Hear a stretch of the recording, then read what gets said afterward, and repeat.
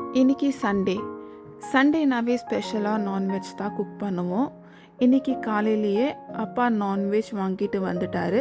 So today mutton பிரியாணியை திண்டுக்கல் ஸ்டைலில் cook பண்ணான்னு யோசித்தேன். எங்கள் வீட்டில் எல்லாருமே நான்வெஜ் பிரியாணினா ரொம்பவே விரும்பி சாப்பிடுவாங்க.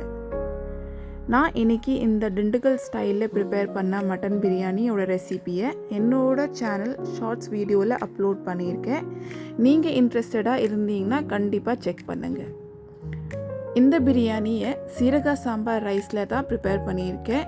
சீரக சாம்பார் ரைஸில் ப்ரிப்பேர் பண்ண பிரியாணியோட டேஸ்ட் ரொம்பவே நல்லாயிருக்கும். வர வெயில் அதிகமாக இருக்குது.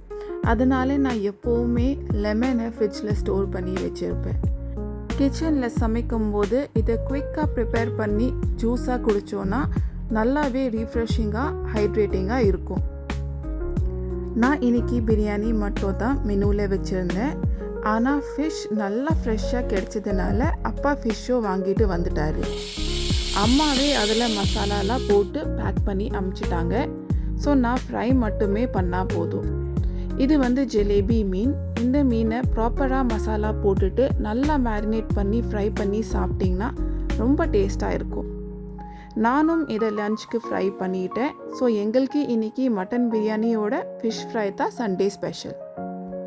பிரியாணி ரொம்ப டேஸ்ட்டாக இருந்தது. அது கூட ஃபிஷ் ஃப்ரை காம்பினேஷன் ரொம்ப சூப்பர். இன்றைக்கி நாங்கள் மூவிக்கு போகலான்னு இருந்தோம். பட் போக முடியல. ஏன்னா வெங்குக்கு நிறைய பெண்டிங் ஸ்கூல் ஒர்க் இருந்தது. So plan cancel.